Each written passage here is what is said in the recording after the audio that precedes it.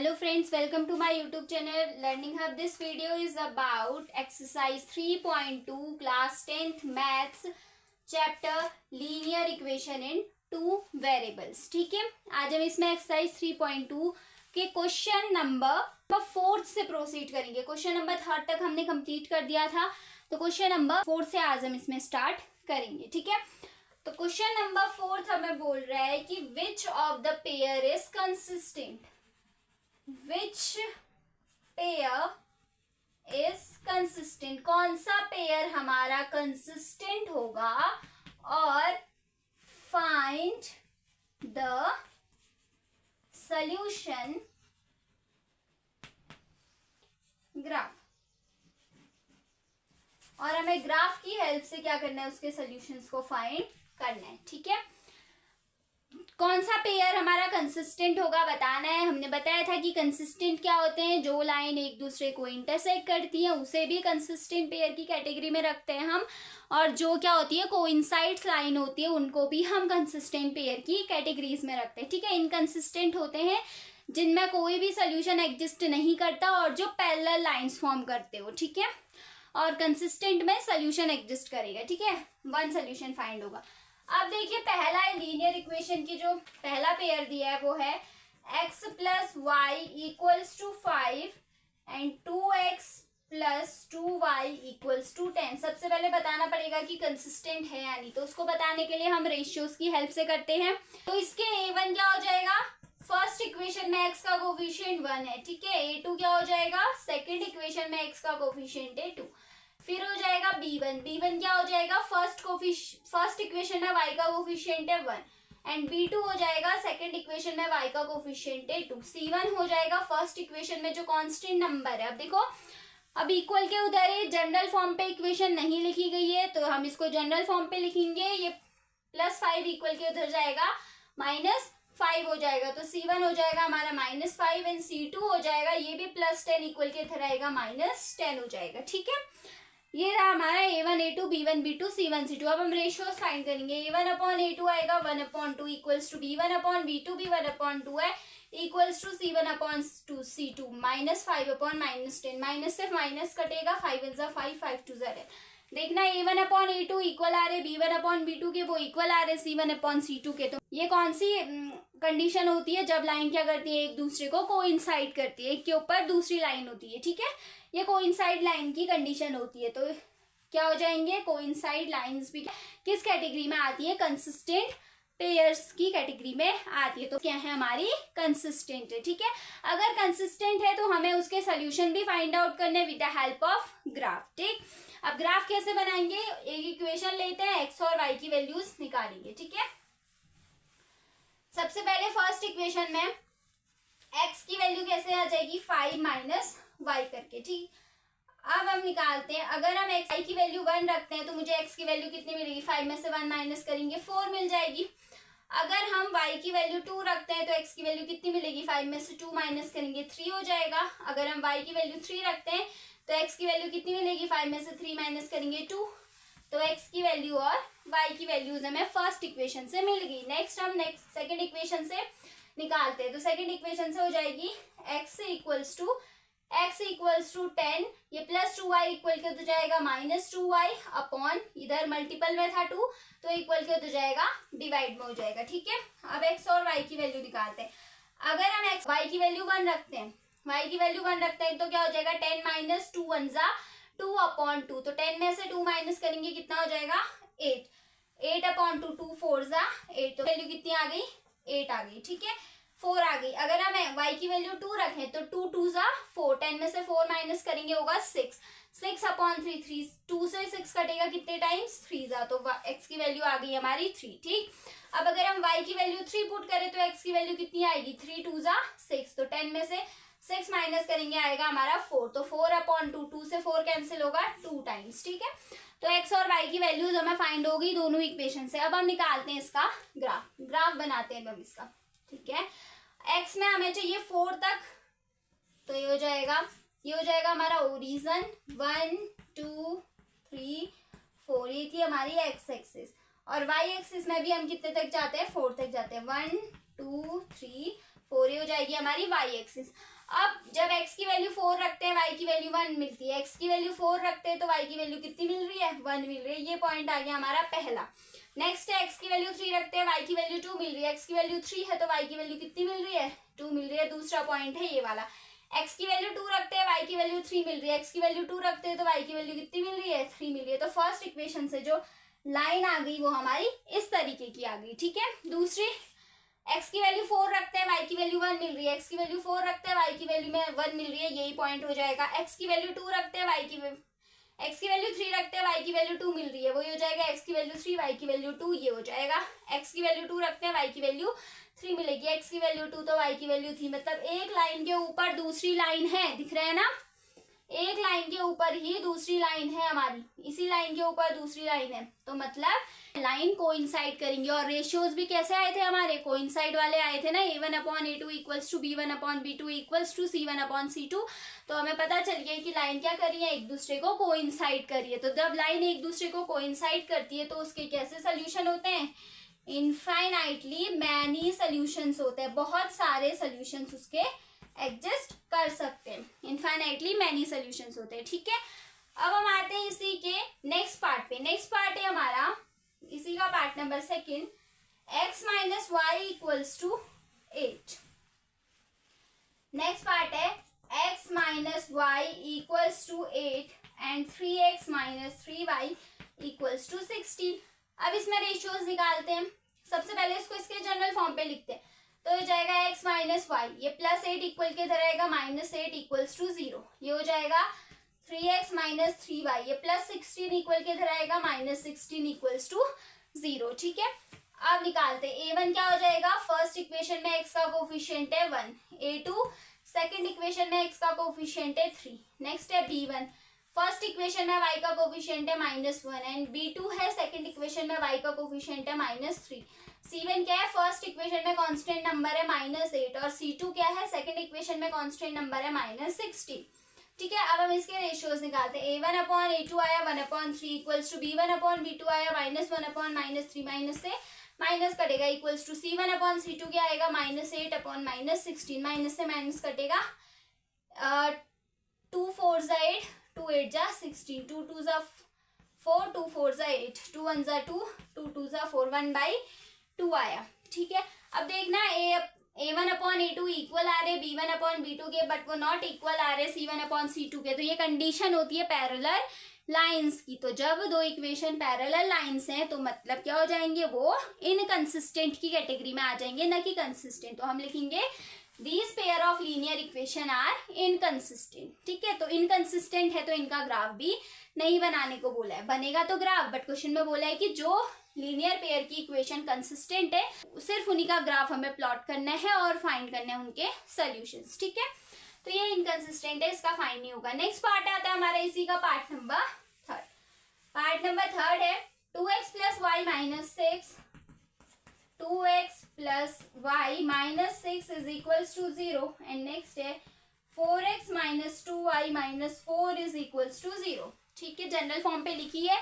तो ratios find करते हैं। तो a1 हो जाएगा, फर्स्ट इक्वेशन में x का कोफिशिएंट है 2, a2 हो जाएगा, सेकंड इक्वेशन में x का कोफिशिएंट है 4, नेक्स्ट b1 हो जाएगा, फर्स्ट इक्वेशन में y का कोफिशिएंट है 1, b2 है, सेकंड इक्वेशन में y का कोफिशिएंट है -2, c1 है, फर्स्ट इक्वेशन में कांस्टेंट नंबर है -6 एंड c2 है, सेकंड इक्वेशन में कांस्टेंट नंबर है -4, ठीक है।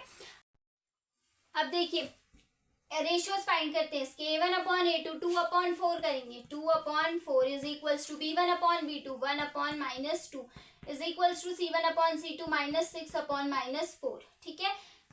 2 1 जा 2, 2 2 जा 4, a1/a2 आया 1/2, b1/b2 है -1/2, तो a1/a2 is not equals to b1/b2।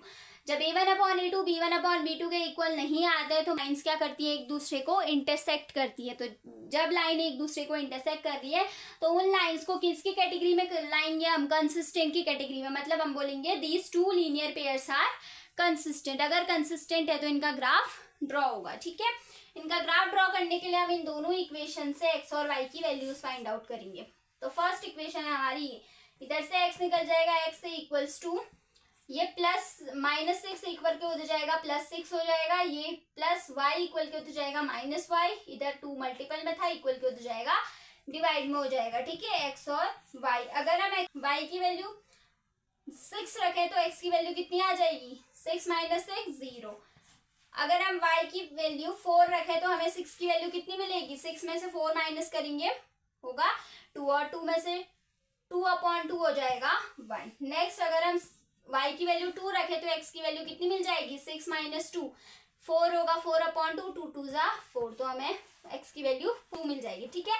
अब दूसरी इक्वेशन है, दूसरी equation x is equals to, ये -4 इक्वल के हो जाएगा +4, ये -2y इक्वल के हो जाएगा +2y, ये 4 इधर मल्टीपल में था इक्वल के हो जाएगा डिवाइड में, ठीक है।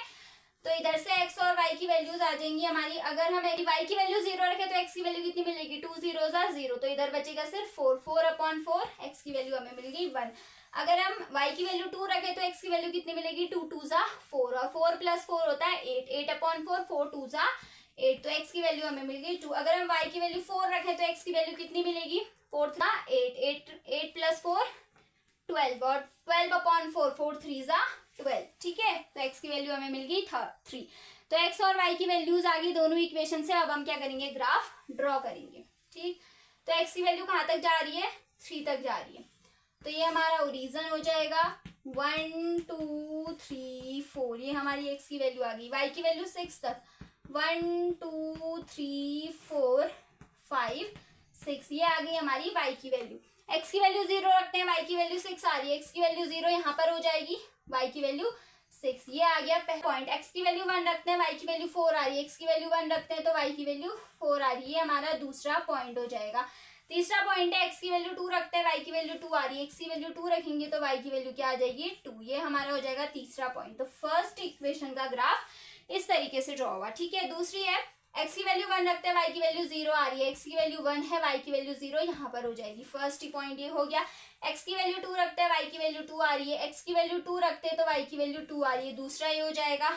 x की वैल्यू 3 रखते हैं, y की वैल्यू 4 आ रही है, x की वैल्यू अगर हम 3 रखते हैं तो y की वैल्यू में कितनी मिल रही है, 4 मिल रही है, तो तीसरा पॉइंट ये हो जाएगा। दूसरी लाइन का ग्राफ ये आ गया। आप दिख रहे हैं ना, ये पहली लाइन, ये दूसरी लाइन, यहाँ पर क्या कर रही है, एक दूसरे को इंटरसेक्ट कर रही है, तो रेशियोज भी जो है इंटरसेक्टिंग रेशियोज आए थे, a1/a2 doesn't equals to v1/v2, तो इससे ग्राफ से भी पता चल गया कि लाइन क्या कर रही है, एक दूसरे को इंटरसेक्ट कर रही है। तो बताइए, जब लाइन एक दूसरे को इंटरसेक्ट करती है तो कितने सोल्यूशन फाइंड होते हैं, सिर्फ 1 सोल्यूशन फाइंड होता है। तो इस इक्वेशन का सिर्फ एक सोल्यूशन फाइंड होगा, मतलब यूनिक सोल्यूशन हमें फाइंड आउट होगा, ठीक है।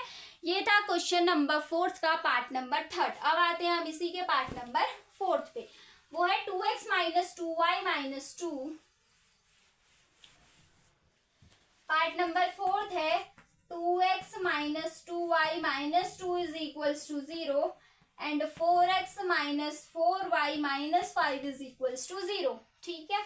जनरल फॉर्म पे लिखी हुई है, रेशियोज फाइंड करते हैं। a1 हो जाएगा, फर्स्ट इक्वेशन में x का कोफिशिएंट है 2, और a2 हो जाएगा, सेकंड इक्वेशन में x का कोफिशिएंट है 4। b1 हो जाएगा, फर्स्ट इक्वेशन में y का कोफिशिएंट है -2, एंड b2 हो जाएगा, सेकंड इक्वेशन में y का कोफिशिएंट है -4। c1 हो जाएगा, फर्स्ट इक्वेशन में कांस्टेंट नंबर है -2, एंड c2 हो जाएगा, सेकंड इक्वेशन में कांस्टेंट है -5, ठीक है। अब रेशियोज है a1/a2 का 2/4 is equals to b1/b2 -2/-4 is equals to c1/c2 है -2/-5, माइनस से माइनस कटा, माइनस से माइनस कटा, 2 1, ये देखो ये तो सब इक्वल आ रहे हैं।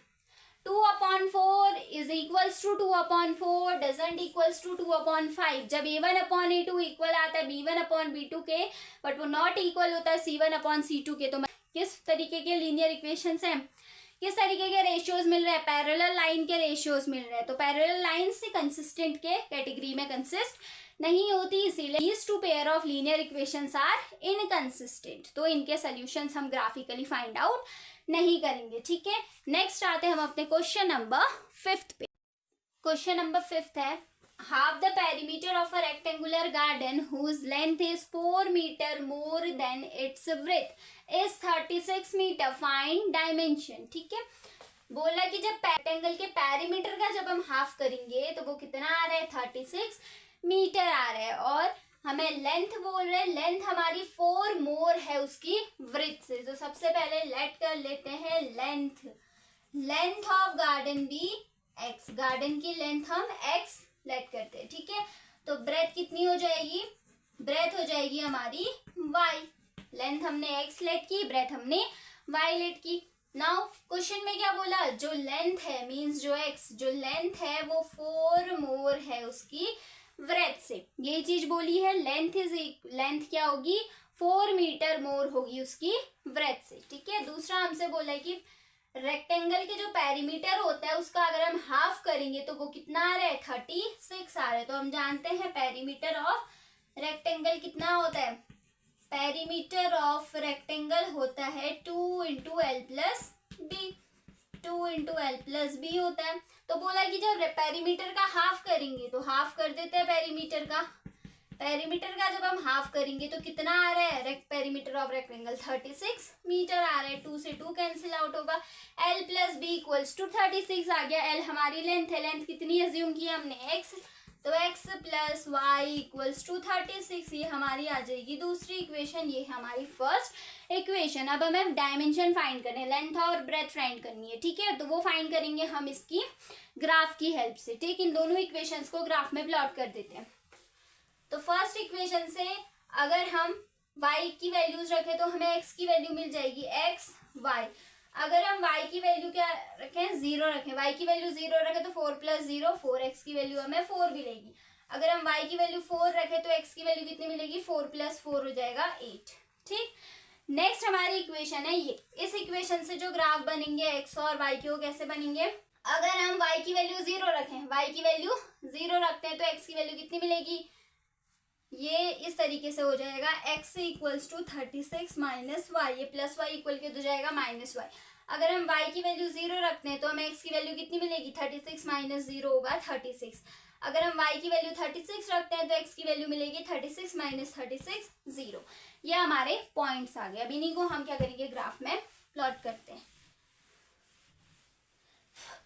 तो ग्राफ में जब हम प्लॉट करेंगे, x एक्सिस हमारा 36 तक जा रहा है, तो 4 के टेबल से प्लॉट करते हैं। 0 4 1 जा 4, 4 2 जा 8, 4 3 जा 12, 4 4 जा 16, 4 5 जा 20, 4 6 जा 24, 4 7 जा 28, 4 8 जा 32, 4 9 जा 36। ये हमारी x एक्सिस आ गई। अब y एक्सिस में भी एज इट इज ऐसा ही,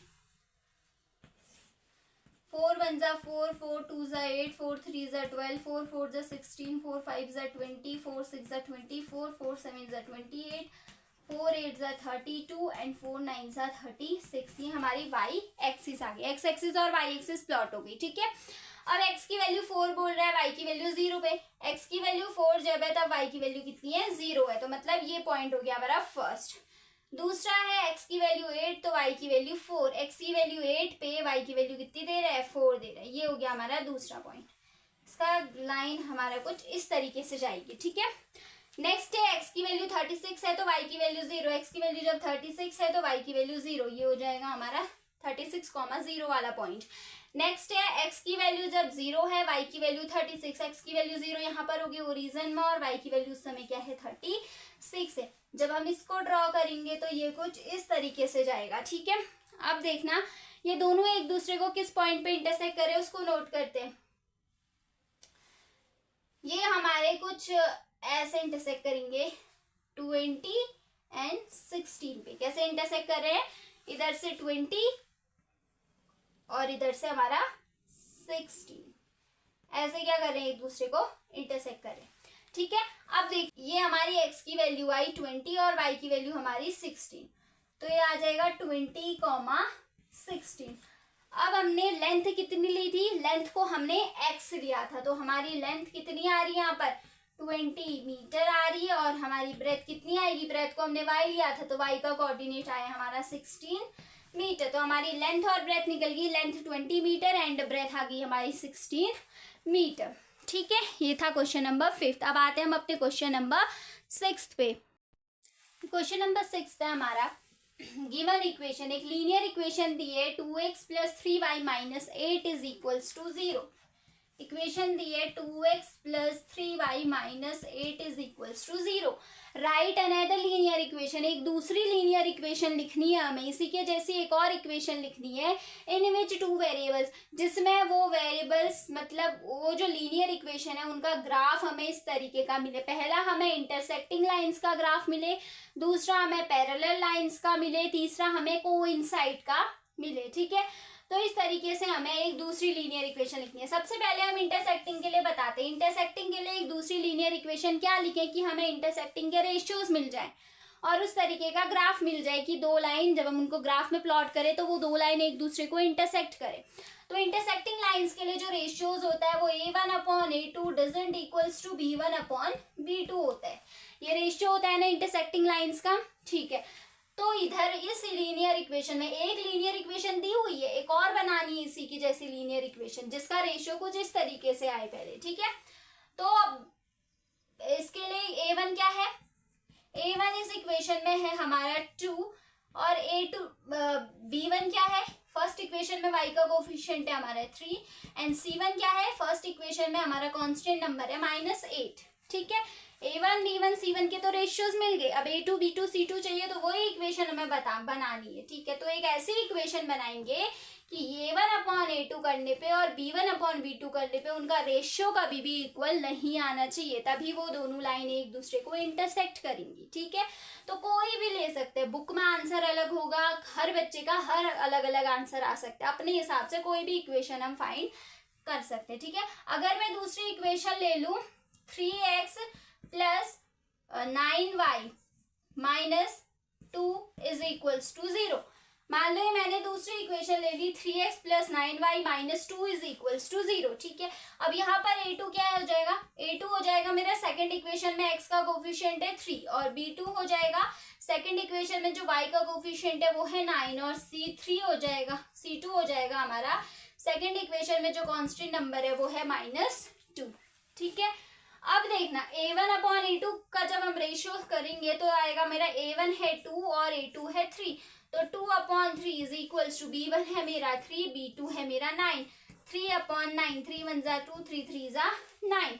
अब देखिए क्या a1/a2 का रेशियो b1/b2 के इक्वल आ रहा है, नहीं आ रहा है, तो दूसरी इक्वेशन हमारी ये हो जाएगी इस कंडीशन के लिए कि दो लाइन हमारी इंटरसेक्ट करे। उस कंडीशन के लिए दूसरी इक्वेशन जो हो जाएगी वो ये हो जाएगी। ठीक है, पहली कंडीशन प्रूफ हो गई इससे। ठीक है, अब नेक्स्ट आते हैं हम दूसरी पे कि पैरेलल लाइंस होनी चाहिए, पैरेलल लाइंस होनी चाहिए। अब पैरेलल लाइंस के लिए क्या कंडीशन होती है रेशियोज की, पहली इक्वेशन तो वही रहेगी, अब पैरेलल लाइंस के लिए दूसरी इक्वेशन फाइंड करनी है तो वो हो जाएगा रेशियोज होता है a1/a2 इक्वल होता है b1/b2 के, बट वो इक्वल नहीं होता c1/c2 के। तो ऐसी इक्वेशन हमें बतानी पड़ेगी जिसके रेशियो में a1/a2 और b1/b2 तो इक्वल आए बट c1/c2 के इक्वल ना आए वो चीज। ठीक है, अगर मैं यहाँ पर 4x करूं प्लस 9y करूं, ठीक है, -7 इक्वल्स टू 0 करूं, अगर मैं ये इक्वेशन लूं तो क्या ये रेशियो सेटिस्फाई हो रहे हैं। a1 क्या है मेरा, फर्स्ट इक्वेशन में x का कोफिशिएंट है 2 और b1 क्या हो जाएगा, फर्स्ट इक्वेशन में y का कोफिशिएंट है 3 और c1 क्या हो जाएगा, फर्स्ट इक्वेशन में कांस्टेंट है -8। a2 है सेकंड इक्वेशन में x का कोफिशिएंट है 4 और b2 है सेकंड इक्वेशन में y का कोफिशिएंट है 9 और c2 है सेकंड इक्वेशन में जो कांस्टेंट नंबर है -7। अब रखिए इन रेशियोज में a1/a2 2/4 इक्वल b1/b2 3/9, 6 ले लेते हैं, इसको क्या लेते हैं 6, 9y नहीं 6। ठीक है, अब 3/6 नेक्स्ट आएगा हमारा इक्वल्स टू c1/c2 क्या है -8/7। ठीक है, माइनस से माइनस कैंसिल आउट हुआ, 3 1 जा 3, 3 2 जा 6, 2 1 जा 2, 2 2 जा 4, तो आए ना a1/a2 इक्वल आया b1/b2 के, बट वो इक्वल नहीं आया है हमारे c1/c2 के। यही कंडीशन होती है हमारी पैरेलल लाइंस की कंडीशन। तो पैरेलल लाइंस के लिए जो दूसरी इक्वेशन बन जाएगी इस इक्वेशन के साथ वो है 4x plus 6y minus 7 is equals to 0। ठीक है, नेक्स्ट आती है हमारी कोइंसाइड लाइंस। कोइंसाइड के लिए क्या रेशियोज होते हैं, कोइंसाइड के लिए होता है हमारे a1/a2 इक्वल होता है b1/b2 के और वो इक्वल होता है c1/c2 के। ठीक है, अगर हम बनाना चाहे तो हम लिखेंगे 4x plus 6y minus 16 is equals to 0। मैंने दूसरी इक्वेशन मानी, क्या ये इसको सेटिस्फाई कर रही है? a1 क्या है? फर्स्ट इक्वेशन में x का कोफिशिएंट है 2, a2 क्या है? सेकंड इक्वेशन में x का कोफिशिएंट है 4, b1 क्या है? फर्स्ट इक्वेशन में y का कोफिशिएंट है 3 एंड b2 क्या है? सेकंड इक्वेशन में y का कोफिशिएंट है 6। c1 क्या है? फर्स्ट इक्वेशन में कांस्टेंट नंबर है -8 एंड c2 क्या है? सेकंड इक्वेशन में कांस्टेंट नंबर है -16। अब इसमें से हमें क्या रेशियो मिल रहा है बताओ? Upon 4 is equals to 3 upon 6 is equals to -8 upon -16।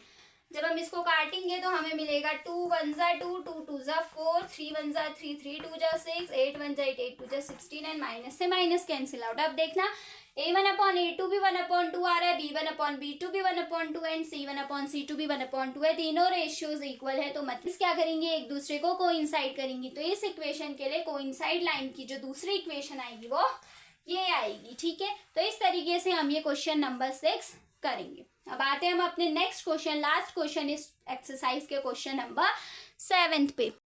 ये है क्वेश्चन नंबर 7।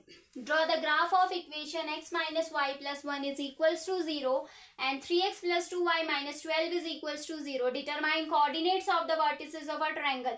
इन दोनों इक्वेशन से हमें ग्राफ ड्रॉ करना है और जो ग्राफ ड्रॉ होगा वो एक ट्रायंगल फॉर्म पे होगा। उस ट्रायंगल के वर्टिसेस बताने एज वेल एज क्या करना है, ट्रायंगल बनेगा उसको शेड करना है। ठीक है, तो सबसे पहले हम कर लेते हैं, फर्स्ट इक्वेशन है हमारी x minus y plus 1 is equals to 0।